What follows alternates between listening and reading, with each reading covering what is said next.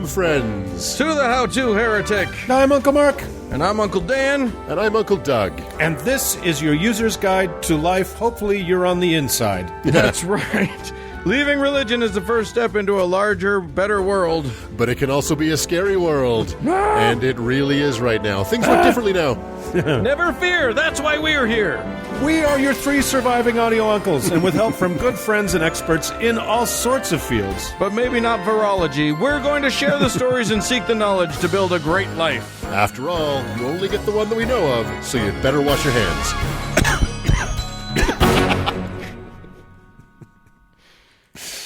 Gentle uncles. Hello. Jesus Christ. Jesus Christ. It is a weird-ass time in the history of the world right now. Yeah, even though all your uncles are in the same city, we are in 3 remote places. That's right. Because I don't trust them as far as I can throw them. We are your audio uncles of the afterscape. And we want your gasoline. So we hope you guys are all doing well out there. We're so sorry. This is such a stupid time to be alive. But let's try to let's join hands or not together and try to make it even stupider this week with episode 130. Hot off the presses. Doug, you're going to help us rearrange our furniture a little bit. I'm going to talk to us about the how your couch is not facing the right direction to ward off the coronavirus. That's right. And Dan, you can tell us about a big fire miracle, I think. I am going to prove once and for all that the Bible is the final arbiter of what is moral. Perfect. And I'm going to tell you people to knock some shit off, and I really hope you'll take me seriously. Yeah. So let's... For the first time ever, we're hoping that you take Uncle Mark seriously. Yeah. It's a big ask. We understand that. But if not, whatever, don't. I don't care. Doesn't matter anymore. So with that positive note, let us race forward.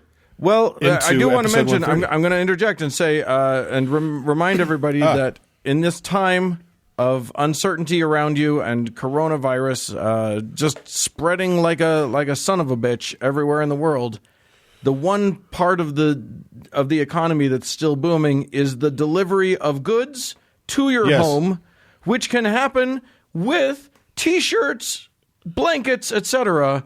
for you to snuggle in during the apocalypse with the How-To Heretic logo right on it. Spread our merch like a virus, just to all corners of the world.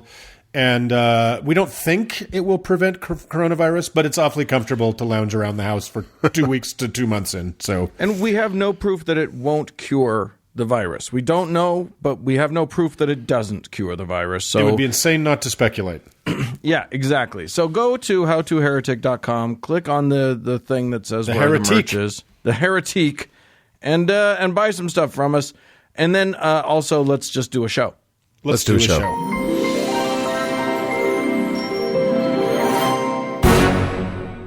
Uncle Mark. Yeah, speaking. You're a man who knows how to create an interior. It's part of my job. You know the aesthetics of it. That's part of the job. You know the to make it beautiful. I try. Or to make it ugly. But yes. I don't know if you've noticed. Yeah. In this room that we're sitting in, yes, all of the chi flows to me. And I made that happen. There are strong diagonals in here. Yeah. And I made sure that I get all the good energy and all the shit poop energy. I get all the chai. Goes to the rest of you. Yes. Yeah. I believe chi and chai are the two sides of the same coin. They're the yin and yang of Chai tea and Tai Chi. Yeah. Whoa! What just happened? We just blew the doors off of something. I'm taking full credit for that. We're writing a racist line here, and I'm loving it. No one ever said that before me. All right. But Uncle Doug, tell us about your design, your interior design ethos. Well, I do think there's a part of your job description that you're missing out upon, Uncle Mark. So, look, uncles, there are some dumb people in the world. What? And because this is the world we deserve and not the world we need, those dumb people are handling the coronavirus outbreak. Yeah.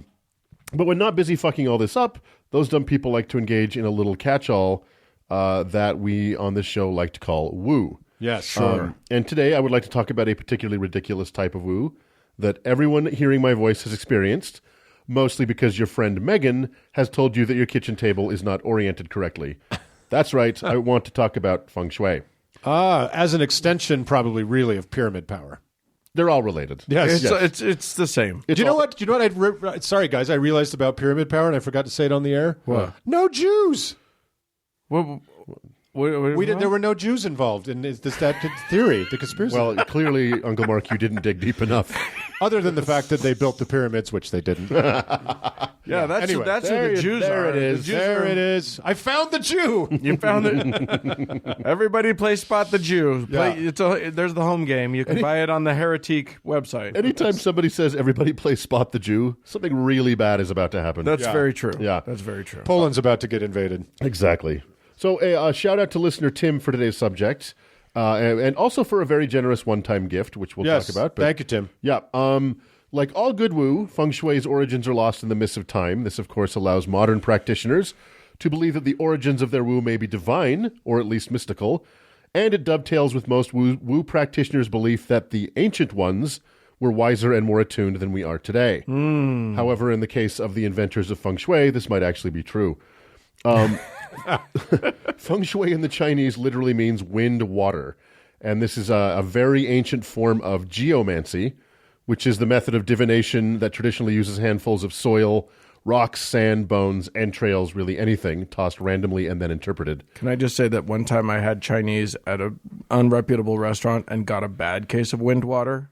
It was not. You don't want it. I promise. Nope. In ancient Chinese cultures, this practice evolved into the practice of orientating possessions, buildings, settlements, and cities according to invisible forces of energy to help harmonize individuals and communities to their surroundings. A noble enough goal. Sure, why not? Yeah. My typical pronunciation disclaimer. I'm going to say a lot of Chinese words, and I'm going to say them incorrectly. Unless you are in fact Chinese, leave me the fuck alone. And if you are Chinese and in China, please stay inside and wash your hands. Yes. Feng Shui is the fifth of the 5 ancient arts of Chinese metaphysics, which may be the most fertile ground imaginable for modern woo. For example, the first art is Shan, or ancient Chinese philosophy. The second is Yi, which is ancient Chinese medicine. The third is Pu, P-U, you children, which is like an ancient Chinese form of Kabbalah. And the fourth is Ming, which includes various forms of horoscopes. Yeah, I imagine Gwyneth Paltrow face down in those 4 or 5 things, like Scarface and a pile of coke. Exactly. Yeah. Like just wallowing in poo. Tony Montana. The fifth of these practices, the fifth of which Feng Shui is only a small part, is Jiang, or physiognomy, which is the observation of physical objects for signs and potents. For example, other practices of Jiang are face reading and palm reading. Right. So this is a whole hell of a lot of woo. In fact, the invisible forces central to Feng Shui bind the universe, the earth, nature, and humanity together and are collectively known as Qi or Qi. After having said all that, I am surprised that your friend Meghan has not materialized in this room to hand me all her money. Feng Shui is very, very old, with some practices being traced as far back as some... Meghan flies around the world like Aladdin on a yoga mat. Okay, Megan's going to be on the merch. You're welcome, Megan. Get your yoga mat skateboard. Some practices in Feng Shui go back 12,000 years. However, this practice was honed into a cohesive discipline in the Yangshao and Han Shan cultures, which made up regions of China between 5,000 to 3,000 BCE. The practice originally relied on astronomy to determine the correlations between the universe and people. It relied on things like stars, asterisms, solstices, and equinoxes to determine which direction the door on a tomb should face or how houses should be oriented around a central plaza. An asterism, by the way, I know you want to know, is like a constellation, but where a constellation is defined as a region of the night sky, an asterism is an actual visible cluster of stars. Give me your money, Megan. Ancient Feng Shui... Wait, how is that different? How is it? Well, a constellation is like an area. Okay. Right, you can kind of abstractly group it. Grouping of stars? But an asterism is actually just a little cluster of stars. Oh, okay. It's not. It doesn't represent something else. Yeah. It just is what it is. Okay. Does that make sense? So ancient Feng Shui used various instruments. Dan and I are like, no, it does not. Nope. Moving on. Yeah. Okay, Dr. Science. The ancient Feng Shui used various instruments. The earliest of which was probably I'm going to mispronounce this, a gnomon, or it's the pointy part of a sundial. Yeah. Over time, more advanced and intricate instruments were developed, such as the Lemurian astrolabe, or she. Lemurian. It all comes full circle. It's Liurin. I got it all fucking wrong.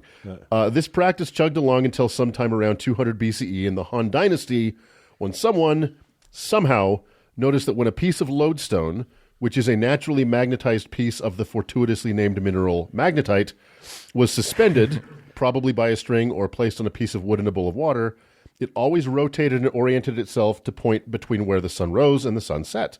Now try to imagine how magical and mysterious this must have been to the ancient mind. It's still something to marvel at to this day. Indeed, as Violent J and Shaggy 2 Dope of the Insane Clown Posse put it in their 2010 haunting and enigmatic hit Miracles, quote, "The sun and the moon and even Mars, the Milky Way and fucking shooting stars. UFOs, a river flows, plant a seed, and nature grows. Water, fire, air, dirt, fucking magnets. How do they work?" No. Oh, yeah. That's not real. Oh, yeah. Amazing. The lyric ends, It was that lyric that made me join the ICP. I was a juggalo for way too long. Oh. and that verse closes out, "And I don't want to talk to a scientist, y'all motherfuckers lying and getting me pissed." So, haunting and beautiful. Yeah. Yeah, well, there was kind of a philosophical moment there. How the fuck did they work? I think that's the name of the show.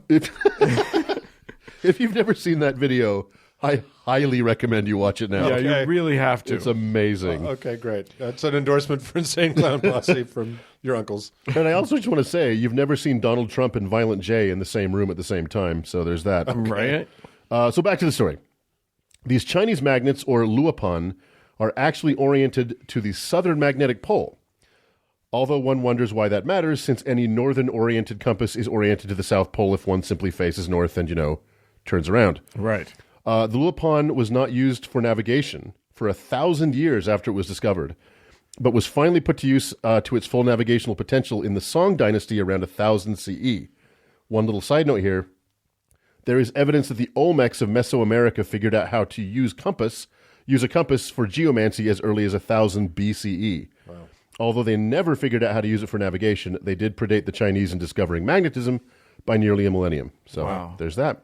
And then they called it a Liahona. That's right. Holy shit. Those amazing Mexican Jews. The earliest form of Feng Shui, which dominated until the invention of the compass, was called the form branch. The form referred to as the form of the environment, so mountains, rivers, plateaus, etc., and was primarily concerned with the placing and orientation of tombs, attempting to achieve the perfect balance in order to harvest the most qi. Oh, it's a harvestable thing. You got to get that chi. Qi's, it depends on who you talk to about qi. Believe me, everyone has an opinion. All I'm saying is you got to plant before you can reap. Yes. That's right. As ye sow, Yes. so shall you chi. It's pretty dense stuff. And just scratching Confucius, the, I think. Yeah, of course. Yeah. Confusion. The form branch uses yin and yang theory, the five phase theory, or Wu Jing, and the 8 trigrams known as Bagua. It's a mess. Yeah. This was supplanted in part by the compass branch. Equally dense, this branch builds upon the form branch, adding such things as the school of the flying star and the school of the 8 mansions. I don't need to tell you all about that. Yeah, no. Of course not. Everybody That's- knows that. Yeah, it also, Elementary school shit. of course, it's so beneath Let's us. not insult our listeners. Being too pedantic. The compass branch obviously still uses the Luopan compass, which modern practitioners still use, and we'll talk about that. As we approach modern times, Feng Shui has broken into many, many branches, including but not at all limited to the San Yuan method, the San He method, the 4 pillars of destiny, the I Ching, the Ziwei Dao Shu, and the Da Liu Ren, and it goes on and on and on. So during the colonial period, Feng Shui was viewed by most Western imperialists as a quaint, backward superstition that they took great pains to intentionally disrupt when they built buildings in cities and towns, building buildings to totally disrupt the local Feng Shui because everyone in the past was an asshole. Interestingly, Feng Shui was banned under Mao Zedong, who saw it as a feudalistic and superstitious practice, and practitioners were even beaten if caught. But it remained popular in Taiwan. You couldn't put a shelf in the corner of your room and someone would come in and beat your I ass? know. you could put it there, but you had to say it was for different reasons. Right. Yeah. Yes. In the Cultural Revolution, somebody would come beat your ass. Yeah, pretty much. That was kind of how it was. Yeah. It remained popular in Hong Kong and Taiwan, and the current communist regime in China has calmed the fuck down a bit.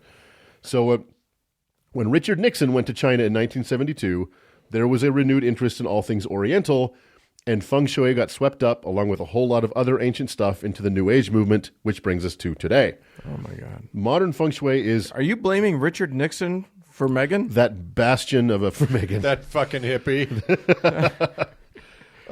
Modern Feng Shui, as practiced by your various and sundry Meghans and Emilys, has little or nothing to do with what the very complex, if obviously wrong, ancient school of thought was, and has become a kind of interior design fortune cookie cult. It exists in the West mainly as a litany of vague maxims peddled mostly for that sweet, sweet Chardonnay money. When your furniture is placed, where your furniture is placed, which direction you are sleeping, whether you're facing doorways when you sit or not, lines between the front door and the back door, etc. These are all important factors that the practitioners of this science are well versed in.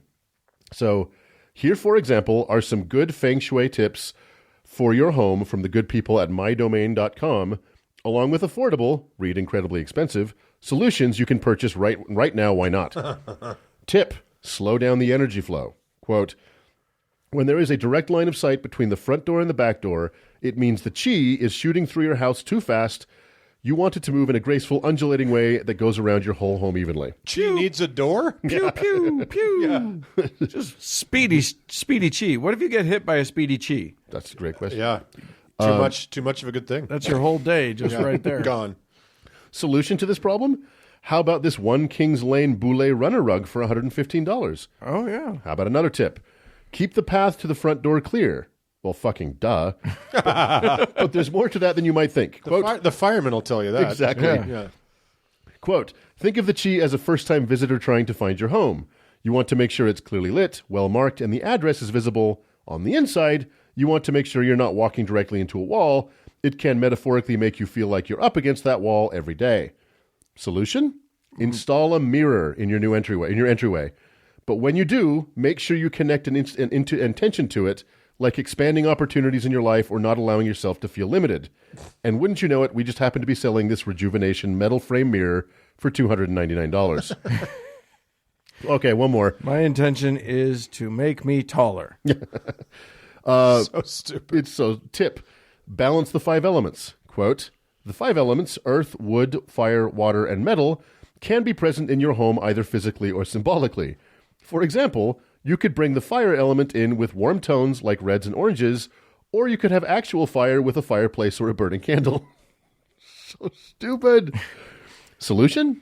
Look closely at the literal and symbolic elements that are showing up in your home and try to strike a balance, or you could buy this Casina sofa for a mere $10,446. We're in the wrong business. I know. We got to get into this feng shui. We've been saying this for a while. We need to be cult leaders and purveyors of woo. We are missing the boat. These guys are making so much fucking money telling you to hang a mirror with intention. Truly. Yeah. And so if you don't have time My intention is it shouldn't fall off the wall. Right. My intention is to see my face. Yes. If you don't have time to throw your money away piece by piece, you can always hire a licensed, not actually licensed in any state or country, Feng Shui interior designer, complete with super ancient-looking Luopan compass, who will take all your savings in one simple bonfire. Thank you very much. Yeah. And if you thought, for one fucking second, that self-anointed Queen of Woo and the avatar of every woman I have ever dated, Gwyneth Paltrow, was not going to get in on the action, well, welcome, new listener. You might consider becoming a patron. Paltrow's Goop website is replete with articles on how to bring Feng Shui into your home, into your heart, and when practiced correctly, into your orgasm. Up your vajayjay. Of course. Woohoo! As with all things Goop, all roads lead to the Goop shop, where one can purchase crystals, books, sheets, etc., all specifically designed, or at least marketed, to maximize your Feng Shui. And so here we are.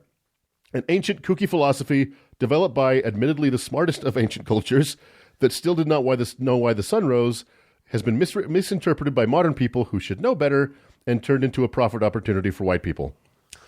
Should you have an organized and intentional space within which to live? Yes. Why not? Should you consult a professional interior designer to help you craft that space? If you can afford one? Yes. Should you keep the path to your front door clear and free of clutter? Fire marshal says yes. Yeah. Should you design your house according to 10,000-year-old woo that is still too heady for the insane clown posse and waste your kids' college fund doing so? Unless you were in some kind of Brewster's Million scenario where you have to spend a small fortune in order to win a larger one, Brewster's Million. The answer is no. Solid reference. Yeah. Feng Shui uncles, it's what's for bullshit. Oh, my God. Wow. Yeah. Well, there you go. I feel better already. Let's move all of the chairs around here. Yeah, let's move our chi and move on.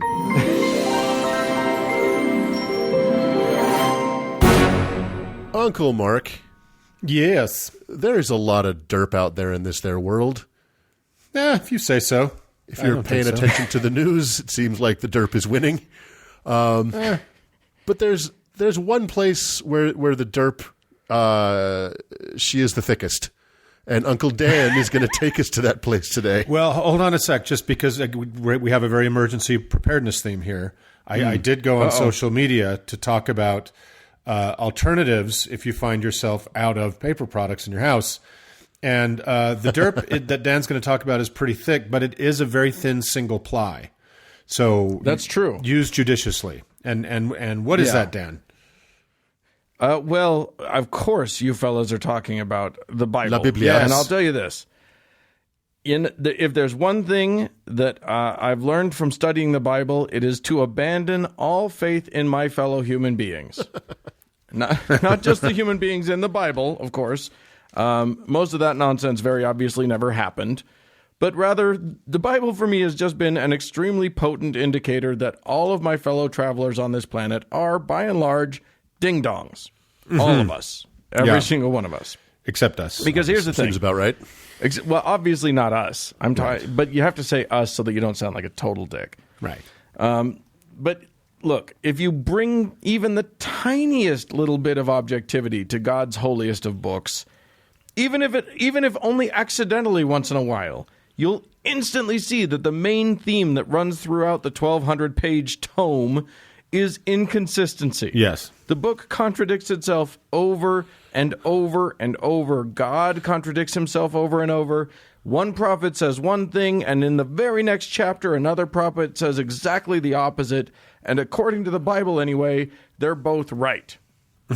So, the Bible is a glistening example of how humans, all of us, are so bad at reasoning that if we were given even a tiny bit of emotional motivation, we can topple our logic entirely, and the derp will triumph. So that's what we're going to dig into today. Hooray. Yes. Today's bit of biblical derp is from the first book of Kings, also known as 1 Kings in the MAGA translation. 1 Kings. 1 king. 1 Kings, yeah, 2 exactly. Kings, 3 Kings, me king. Chapter 16 of 1 Kings lists a series of kings in Israel, which sounded pretty straightforward, except that for chronological context, it tells us the year each king was crowned by saying it was the blank year of Asa, king of Judah, as in the 26th year of Asa, king of Judah, Elah, son of Baasha, became king of Israel. And I suppose that that's useful, except that in Chronicles 16:1, Baasha was still king of Israel, and that was listed as the 36th year of Asa. So how could he have died and his son become the king in Asa's 26th year? Just a cute little issue. I think, Dan, they're more like star dates in Star Trek. It's just kind of bullshit. They just make up the dates. Yeah. I mean, Come at me, bros. Nobody kept track of them. Come at me. Yeah. I feel like the star dates are like hyper accurate. I feel like there's something about I feel like if you're not careful, trekkers are going to send you a long explanation of why star dates are the most accurate True enough. accounting of time in the world or in the universe. Anyway, the other thing is that I actually had never really noticed that Judah and Israel were two different kingdoms. Oh. That's just me being derpy. I kind of just thought that they were both the same. So anyway, I learned that Israel was the northern kingdom and Judah was the southern kingdom. And while we're on the subject, the word kingdom, in my mind, sounds pretty fucking grand. I hear that word and my brain gets real impressed. But let's get real about these ancient, quote, kingdoms. Think about the modern state of Israel, which is a cute little nubbin of a country, which is bigger than Rhode Island, but smaller than New Jersey. Now, take that and chop it into 5 or 6 pieces. One of those pieces is ancient Judah, south along the western shore of the Dead Sea, which includes Jerusalem. And one of those is ancient Israel, which is north up and around the Sea of Galilee. And most of that land was inhospitable wasteland. So these big-time kings ruled over vast kingdoms the size and scope of a couple of counties in southern Utah. Yeah. Just for context. Yeah. Not exactly like, empires the world over or whatever. Bit of an aspirational title. Yeah, it's not Britannia rules the waves. This isn't. Yeah. Right. More yeah, exactly. County commissioner tops. Here we are in Israel. Yeah, exactly. Here we are in Israel, and at least according to this chapter of this book, we are between the 26th year of Asa's reign in Judah and the 38th year. Israel has, and in that time frame, Israel has had 5 different kings. So, not doing great on the keeping a king around. High turnover. Front. High turnover. Yeah, it is. You know what? It's a volume gig. That's all. If you can't make it work, it's the next guy.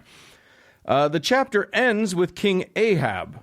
Now, the Lord was already pissed at these kings because way back... I thought Ahab was a captain. Did he get a promotion? Yes, he did. Okay. He stopped with the whale hunting long enough to become king. Good for him. Yeah, it's a step up. Yeah. You never know. Everybody's entitled to a second act in life. Just goes to show. Yeah. Absolutely. So way back 12 years ago, during the rule of Baasha, the Lord was accusing him of following in the ways of Jeroboam and causing Israel to sin. Now, I'm sure we all know how annoying it must be to God for his people to follow in the ways of Jeroboam. Yeah. Right? Am I right, you guys? Jeroboam. Rarely is the question asked, what would Jeroboam do? Is our Jeroboam learning? Ahab, here's the thing. Jeroboam was worshiping the wrong gods, and now Ahab was going a step further because he thought Jeroboam was being a pussy about it. While Jeroboam had been all about setting up altars to, not Yahweh, Ahab married the daughter of Ethbaal, the king of Sidonians. She was a hot little number named Jezebel, and her people worshipped the Lord, which doesn't sound bad, right? You'd think that would be good, except that it was a different word that meant the Lord. This word was not the Hebrew word for Lord. It was the just a sort of one of the Northwest Semitic languages word for Lord, which is Baal or Baal. Mm-hmm. Now, that's all apparently that Baal means. It's just an honorific. I think you're right. It means yeah. Lord. It's not a name. It's a synonym to the Hebrew word Adon or Adonai, which if you went to the Jewish Community Center for preschool and summer camp like I did, is a very familiar term in Hebrew prayer, because that's what they just call their God Adonai. Yeah. Baal is not a specific person or god or demon. It could refer to any god at the time, including old Yahweh himself.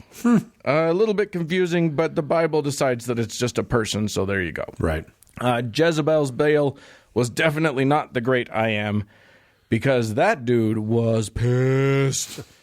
So the Lord, the real Lord, our Lord, the big damn hero of this book, called on a cat from the town of Tishbe.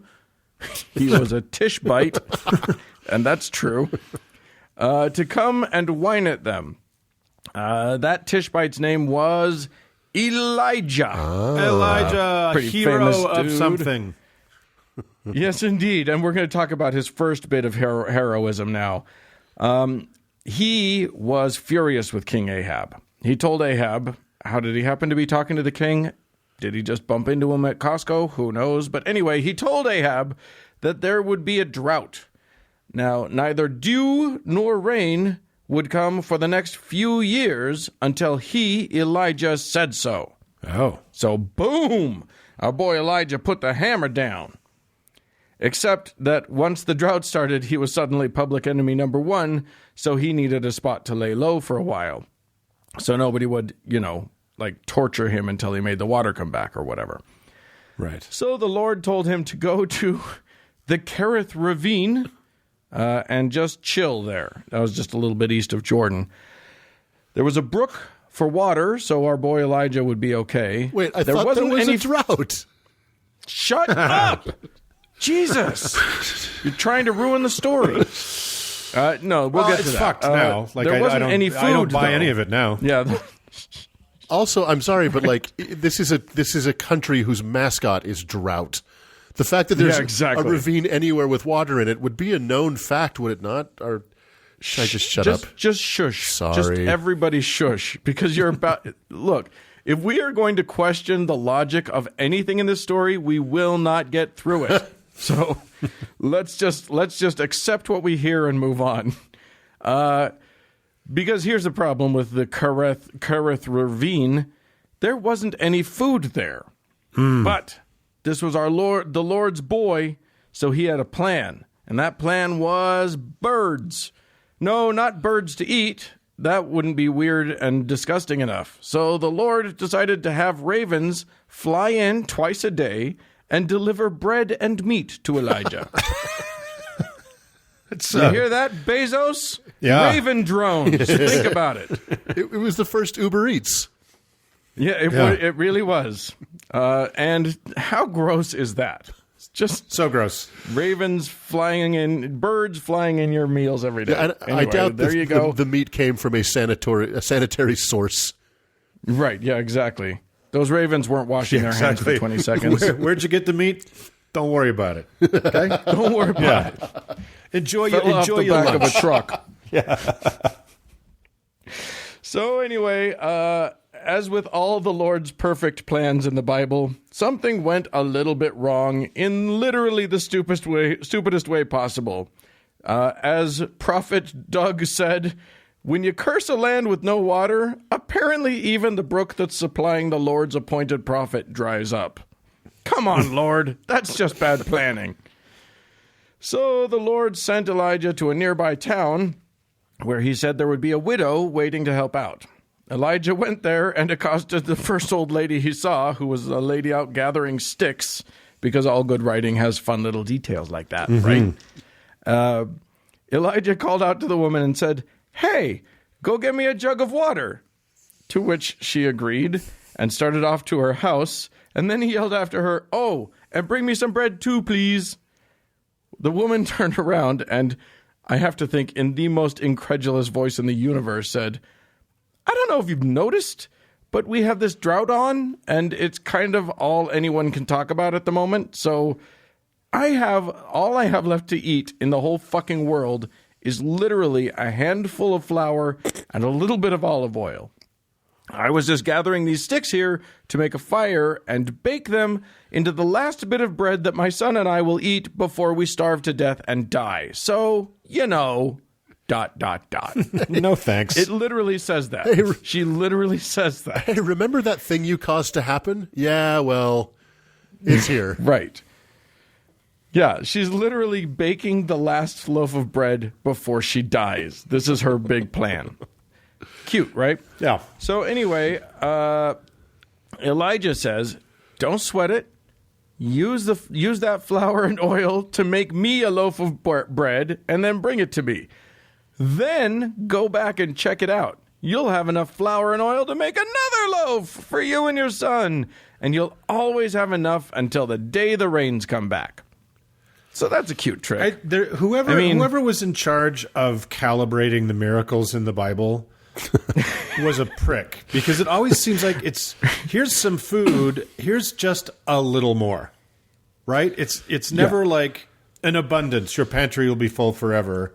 It's like, go make that bread, and then there'll be another slice later. You're welcome. Well, and exactly. This is the same guy who had the power to stop the rain, right? Yeah. Like, that's the most. It's like the following Storm from the X-Men around, and watching her cause hurricanes, and then also use that same power to wash her windows. Do we need this part of the story? Yeah. Yeah, it's a little bit superfluous, and it's kind of there, I think, to establish that Elijah's, got God magic with him because he makes, flour multiply, but Jesus Christ, it's low grade. Yeah. Like that is as basic as you can get with a cool thing. There is a second miracle in that lady's house because he lays low in that lady's house for a while. We don't know how long, but it's a while that he is there, eating magic flour bread with them. And then there's this whole thing where the boy was mysteriously dying, and Elijah prayed and saved him. It says that he threw himself on the boy 3 times, which to me sounds like he did CPR. Anyway, the boy comes back to life, thus firmly confirming to the widow that he is, in fact, the prophet of God, because apparently the eternal flour jars weren't enough, and it was just so super important that this one old lady was impressed by Elijah. But there's that. But let's get to the good stuff. Here we go. It had been 3 years into the drought, and life sucked. Famine was everywhere.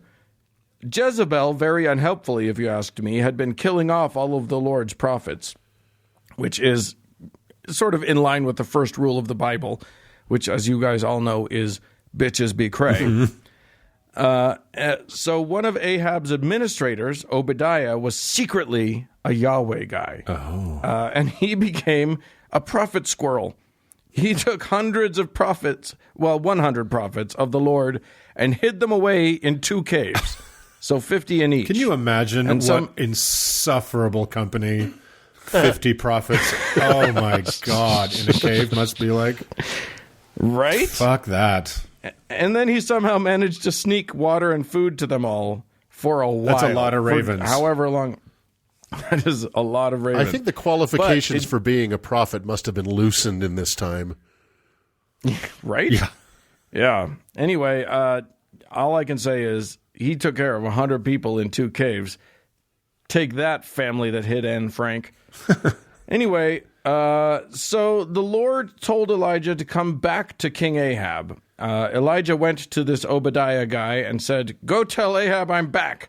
But Obadiah was like, Ahab has been looking everywhere for you and killing people trying to find out where you are. So if I tell him you're here and then you don't show up, he will straight murder me. So no, I'm not going to do that. But Elijah was all, I will totally 100% be here when Ahab shows up. Pinky swear. So Obadiah went, got him. And now it's time for the main event. Elijah told Ahab that Yahweh, his Lord, his God, was the bomb diggity and Baal was a bunch of bullshit, and it was time for a throwdown. Now, if Ahab had been smart, he would have just killed the guy, but he didn't. Elijah said, summon, I'll just quote from the Bible. Now summon the people from all over Israel to meet me on Mount Carmel, and bring the 450 prophets of Baal and the 400 prophets of Asherah who eat at Jezebel's table. So everybody in the whole county came and met on Mount Carmel, which is definitely, by the way, not a mountain by our standards, more of a mesa or a bluff or whatever. It's fine. Yeah. Anyway, Elijah said, bring and kill 2 bulls. It's your 450 prophets against me. We'll both prep our sacrificial altars however we want, but not light them, and then we'll pray to our respective gods, and whoever's cow catches on fire first wins. Sounds fair. Yeah. Yeah, right? Yeah. It's a good system. Who doesn't like a sporting challenge? Right. So home team goes first, and that means that all the Baal guys gather together. There's 450 of them. They prepare a real nice altar. They get the wood on there. They get their cow on, and then they start praying. And they pray all day long. And meanwhile, old Elijah's just standing there, like totally heckling. Maybe pray louder. Come on. maybe pray to the left, pray a little to the right, do something. And nothing. The fire never lights. The cow stays cowy, and they are sad. Yeah. So next up, it's Elijah's turn. Now he takes 12 stones representing the 12 tribes of Israel. Well, why does everything have to represent everything? For fuck's sakes. Yeah. Yeah. Magic. Okay. Fair enough. He arranges his wood in the middle. He digs a trench, which apparently is big enough to hold 2 seahs of seed, which apparently is about 24 pounds or 11 kilograms of seed. He doesn't put seed in them. That's just how we know how big the trenches are. So the seed metric. Yeah, exactly. Yeah. Hope that's useful for all of y'all. He cuts his bowl into pieces, arranges it on the wood, and then he does his big moment. This is a great trick, you guys. Are you ready for this? You are not even going to believe how good this is. Because he's going to handicap himself. Oh. Not only does he have his altar there, he brings in 4 large jugs of water and drenches his thing in water. I remember this. Then he sends out and brings in 4 more large jugs of water and just keeps drenching everything in this water. And then again, he brings 4 more jugs of water. The trench is filled. Everything is soaked. It's impossible that this could light on fire, you guys. It's not doable. This is so baller that if it doesn't pay off, I mean... Right. So then our boy prays to the Lord. Hey, Lord God, Yahweh, bring down the fire, baby. And boom, the fire of the Lord comes down and consumes not only the cow, but the wood underneath and the soil under it. And it even laps up all the water in the trench. And he wins. Wow. Yay. Now, here's the thing. I got it. When I was a kid, when I was, in junior high, I got into magic a little bit. I'm a nerd. That's fine. I used to hang out at the magic store at the Crossroads Mall downtown. Yeah, who told you that was I'm fine? declaring it fine. All right. Eli said it was good.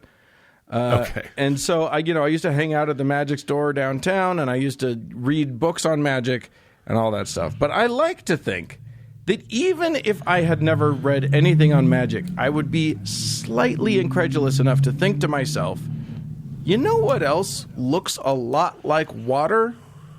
Stuff that's really, really flammable. Like kerosene. Like kerosene or very small any rocks. number of oils or whatever that are highly fucking flammable. Right. So to me, what Elijah did was just a good trick. I mean, it seems pretty obvious that, like, if the fire's lapping up the water in the trench, that's not water. Well, fair enough. It's like he's like a psychic because he set up the rules, right? Right, exactly. He said, okay, here's how this is going to work. And then his version of it works. Right. Yeah. I'll be a little skeptical Everybody, about that. all of the incredulous dupes around are amazed and in awe and wonder, and he tells the crowd, which smart of him to have a crowd there, to seize all 450 of the prophets of Baal, and they do, and take them down to a ravine and fucking murder them. Oh my God. That sounds about right. That sounds awesome. That is a high-stakes magic show. Yes, indeed. Do not lose at that game. And then and that's the end of that. There's more. It goes on, but we don't have time for all of his magic shows. So that was the first one, and that is Elijah. Oh, the moral of the story must be in the rest of the story, right? Because it's not in this part. Correct. Well, the moral of the story is God is real. And the thing about it, and then of course what ends up happening is that rain comes, because that's what he promised would happen. So there you go. Elijah's real, and God apparently is totally okay with showing everybody proof that he exists. which I think is, to me, the big takeaway from the stories of the Bible is, why the fuck is God not doing any of this shit anymore? He used to do it all the fucking time. It has been 2,000 years since Jesus, and we have seen nary a real miracle that matters. So I'm pissed. That's all I'm saying. Dan, I am pissed. Have you ever seen a waterfall? I'm so mad at you right now. Magnets. We're in a fight. The fuck do they work? All right, well, great. Yep. That's Elijah, and I'm sure there's more highly moral things we can take from that story another time, right? The Bible's just full of it. That's literally sure. full of it. And tell that one to the kids tonight before bed. Yep. And with that, let us move on. Let's move on.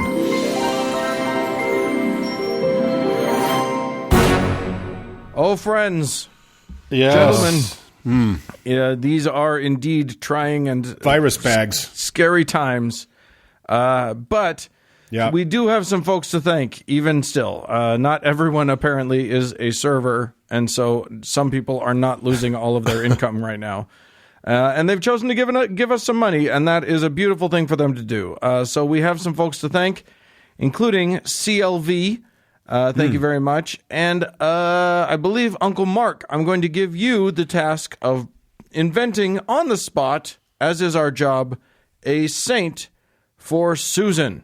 Oh, Susan is a dear friend of ours, and so we want to outfit her with the most germ-resistant saint we possibly can. Please do. Very few to choose from. You'd be surprised in that category. It is Saint Megawati of Witchy Watchy Springs, which is Florida. If you guys haven't been there, they've got a mermaid show. It's quite a thing. But she is the patron saint of the Pinnipeds, Manic Mondays, and any song where it's possible to say third verse same as the first. So congratulations. Congratulations, Susan, on that. That is Susan. You are truly a fortunate woman. And Uncle Doug, you have to do one too. For It Pees When I Burn. Well, it pees when I burn. Shit. I'm gonna. Your patron saint has nothing to do with the coronavirus, so we can all take our minds off the impending end of humanity for the next 8 to 12 seconds. Your saint is Saint Nikolai of Yuzhny Island, up in the Kara Sea. That's the patron saint of narwhal migrations, unintentional ejaculations, and weeping willow-related amputations. So there you go. Okay. Yeah, there was a time in my life where I needed the patron saint of involuntary, unexpected, unplanned ejaculations, whichever it was. Was it because you were watching a narwhal migration? Because that is stop talking. From high up in a weeping willow. Thank you all, friends, for your kind donations. We really appreciate your help. As you know, I lost my job because of, or one of my jobs because of this damn virus. So we're all chipping in to help. Everybody has to chip in to help everybody, and mostly chip in to help us. And do so. We're the biggest victims of this plague, clearly. 100%. Well, you're postponed too, Uncle Mark. That's true. I've had a business trip postponed, and it's absolutely true. Same here. And really quick, we should do a quick update on the sponsored Lucian Greaves visit to Utah Valley University that was supposed to happen in mid-April. It has not officially been postponed or canceled, but we are anticipating that. We will keep you posted. Our friends down there will keep us posted. We're hoping for the best, but fearing the worst. So there's that. Yeah, there you go. But anyway, we thank you so much. Go to howtoheretic.com if you want to, if you are still making an income and want to spread it around some. And we sure appreciate all of our patrons. Stay safe out there. Let's move on. Let's move on.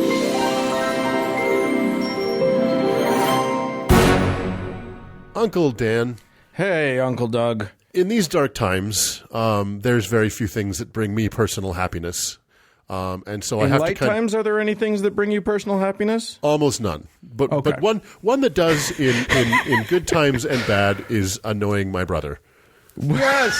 I feel like that brings joy to all of us. And I've been training for it my whole life. Mm-hmm. It's the gift for every anniversary, isn't it?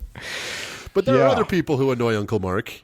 Yes. Well, there are, guys, and other than the two of you, there are a few, and let me get to this, because this is anyway. We're living in a strange time, and as we three are, as we've mentioned, being even more socially distant than usual, we are all three of us in separate locales doing our small part to push down the fucking curve.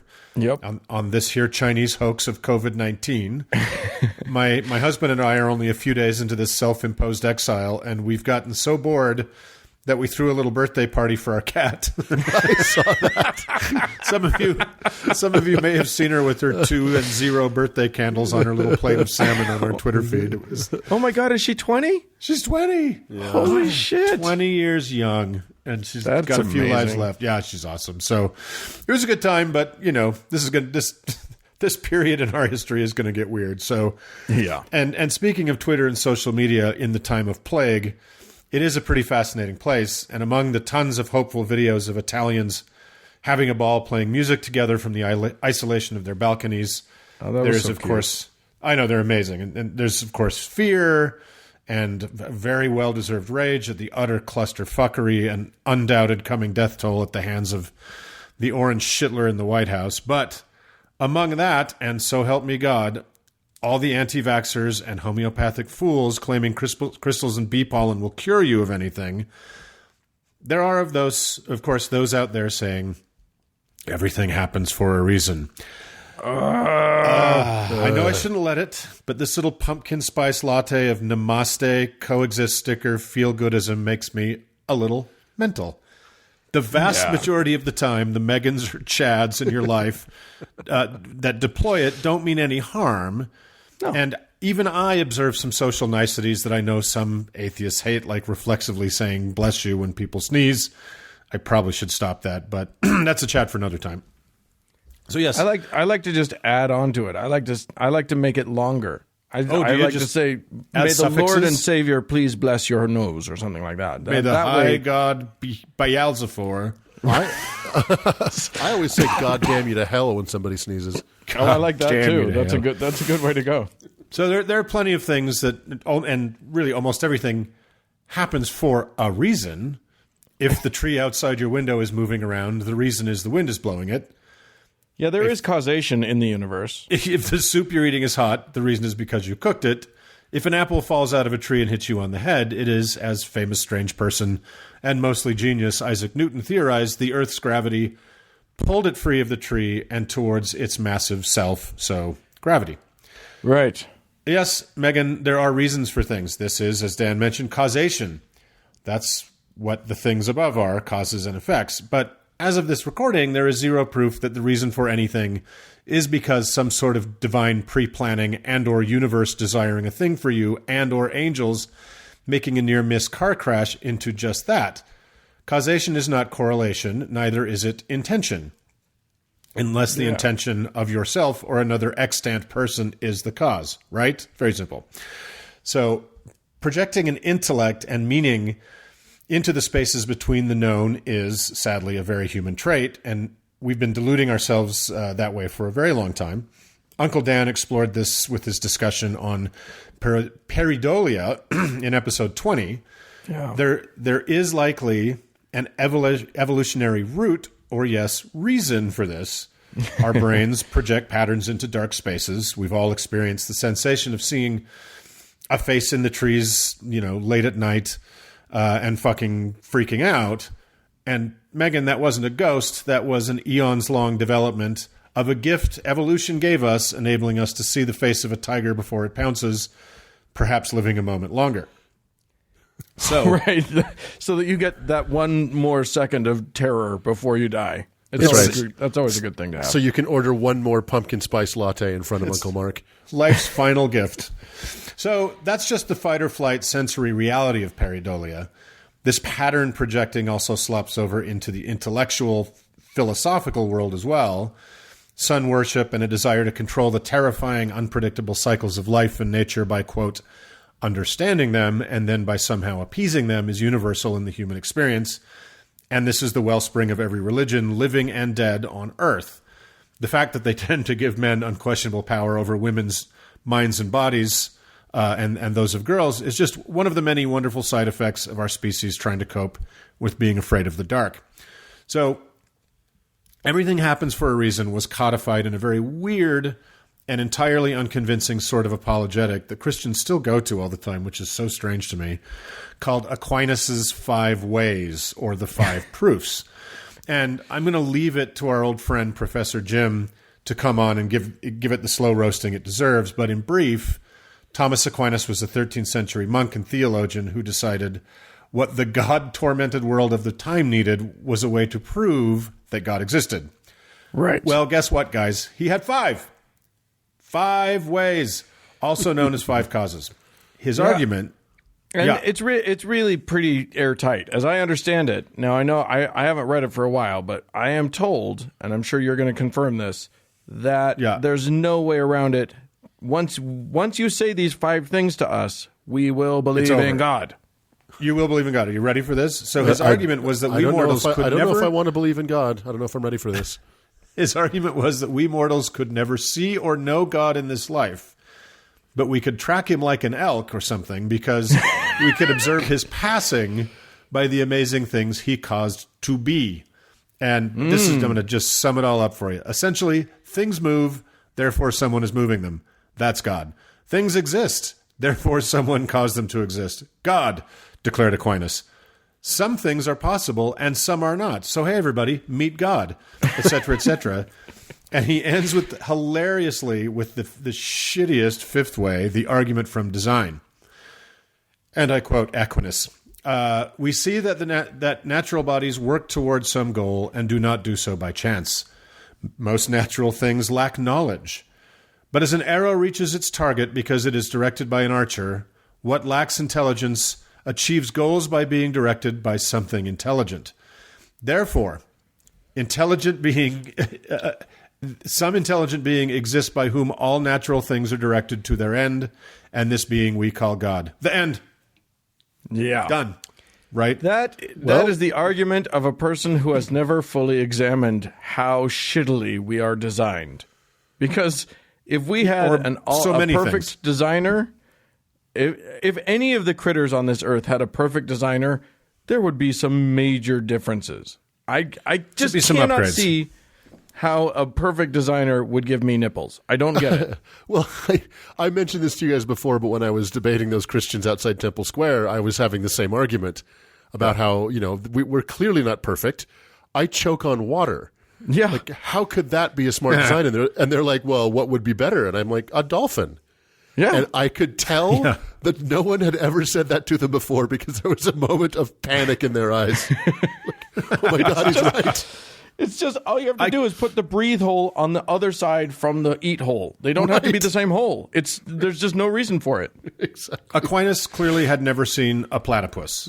Right. Like, what the fuck is that about? So he surely dropped the quill on that big finish of the argument from design.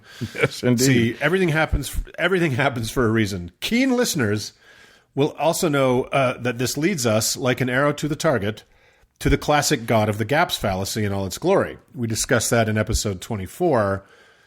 Basically, it is, we don't know a thing, therefore God. Yeah.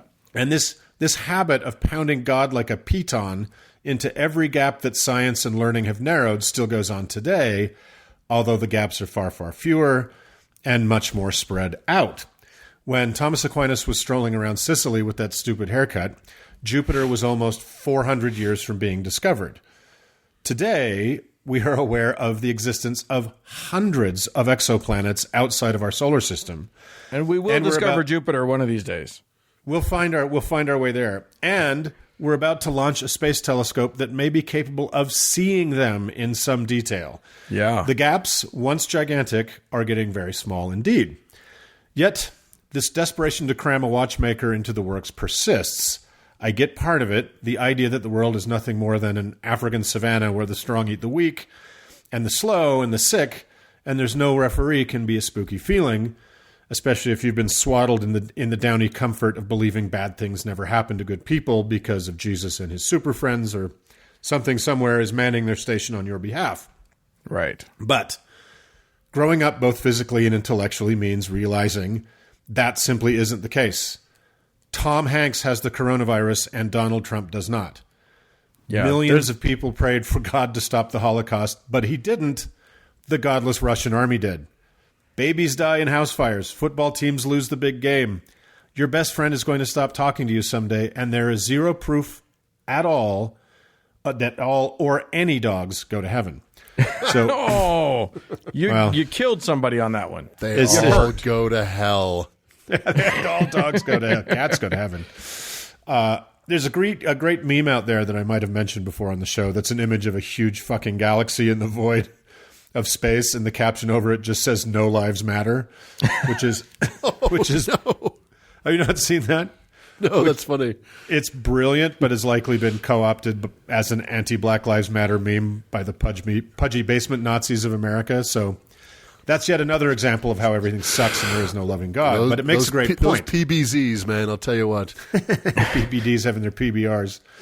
It does make a great point that there is no celestial crossing guard making sure you get from cradle to grave safely, right? However, of course your life matters. It matters to the people who love you, and even the ones who just like you. But does the planet care? No. If it were to feel anything, the planet would fucking hate us. Right, that's true. It sent out this devil bug to kill the three of us locked in our respective panic rooms, while Republicans sneeze on each other and pass tiny hand-to-hand monsters because of Hillary's emails proving this is all a Chinese hoax. Yeah, and why wouldn't the Earth hate us with all Doug's done to it? But that's simply the case. Come at me, Earth. Oh, don't challenge it right now. But that's simply the case. Doug, it is coming at you right now, currently. Yeah. I will live forever. Good. I am immortal. So the universe is mostly nothing, then rocks moving at insanely high speeds, a dash of intense background radiation, then some big shit way too hot to touch, then at least one semi-inhabitable place where we all get to chill for a bit, and it will eventually kill you one way or another without a second thought because it cannot think, it can only be. Yep. Asteroids be asteroiding, supernovas be supernovaing, and microscopic organisms that share the same drive to live you do be evolving at incredible rates of speed and looking for a warm nose to have babies in. This is the truth of it. Saying everything happens for a reason also absolves the person saying it of being proactive in or taking responsibility for the very often bad thing they are saying happened for a reason.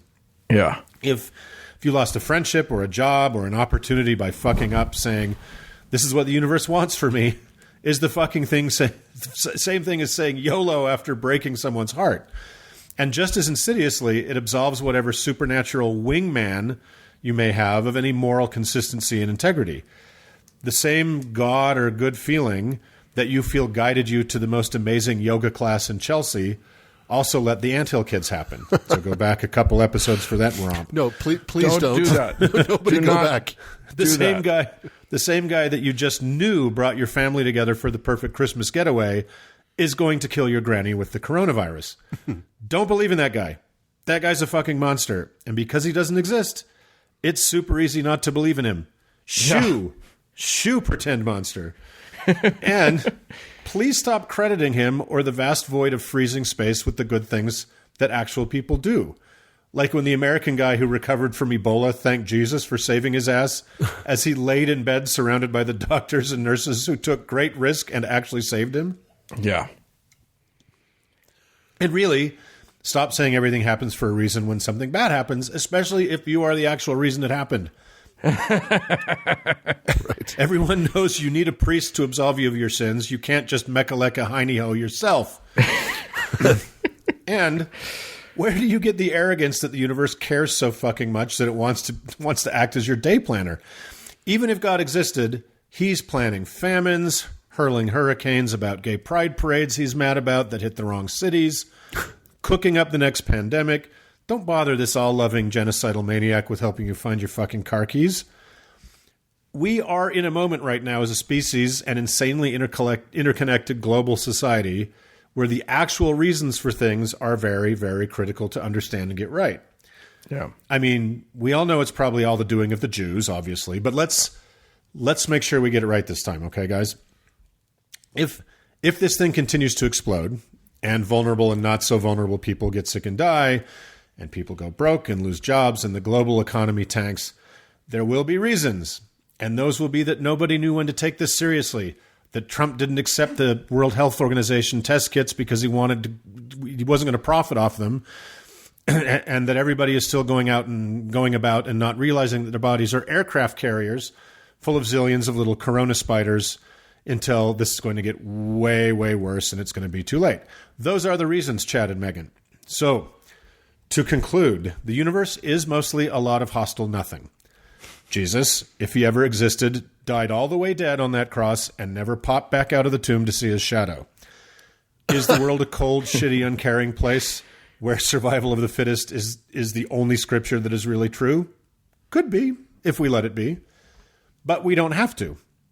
We can make it a warm, rewarding, interesting place to be if we want. Look at the Italians and the Spaniards singing and playing together, into the night as the plague ravages their countries. I don't know what we Americans will do. Maybe we'll throw toilet paper at each other from across the street, if social media is any indication. But if we want, we can be the reason good things happen, and we don't have to wait for Jesus. He's dead, you guys. So that's it. You're so right, but I just want to mention that it is not just by God believers who use that bullshit about everything happens for a reason. No. That magical thinking extends all the way through to all people of all sorts of belief and non-belief. And it really does need to stop. The idea is so ludicrous on its face and so non-comforting if you just think 3 seconds about it. Right. That really, don't ever say that to anybody. Your grandma doesn't die for a reason. She's just dead, and we have to deal with that. You know what I mean? Yeah, the reason she died is she had leukemia. Right. Don't try to say that some intellect decided to give it to her. Right? What kind of world are you expecting people to live in where that's a thing? Don't try to convince me that her death will somehow be of benefit to me. Yeah. I may learn something from it, what you're doing is trying to push off my grieving and not care that I'm in pain. You know what I mean? It's such a nasty thing to say when you're trying to make someone feel better. It is. It's very cruel. And if you're saying that to make someone feel better, you are an asshole. Right. And it also... Well, you may not be on purpose. If the whole point of this is that some people say that reflexively. It's certainly in the zeitgeist of our community. So it's not like you're a dick necessarily for saying it, but we're bringing it to your attention so that after you've heard this segment on our show, then you're a dick for saying it. That's right. Well, for two things. You now believe in God because Aquinas' 5 ways just completely blew your brain out of your ears. Try it. True. And don't do that shit anymore. And it also robs, like the guy who recovered from Ebola, it also robs the people who really did a good thing of the credit for the good thing they did. Why be that guy? Yeah, don't be that guy. Don't be that guy. So everybody wash your hands. Yes, please do. And we'll move along. Well, before we go, guys, one quick thing. If anyone hasn't seen that Italian who's quarantined playing his stove like a DJ booth, I highly recommend it. It will make you. See that. It's hilarious. It will make all the things better. Yeah, we'll see if we can get that link into the show notes. We may not remember, Absolutely. But we'll try to. All right, let's move on. All right.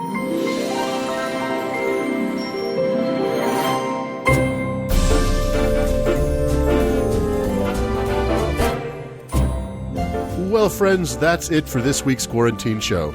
Hey, we'd love to hear from you, but not in person. Send us an email at howto@howtoheretic.com.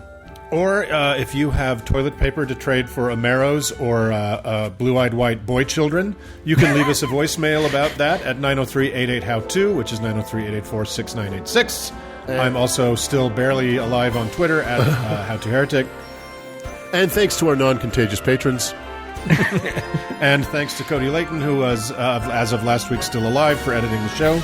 And you're welcome, everybody, for some content while you're stuck in your home. Yeah. Bye, friends. Bye.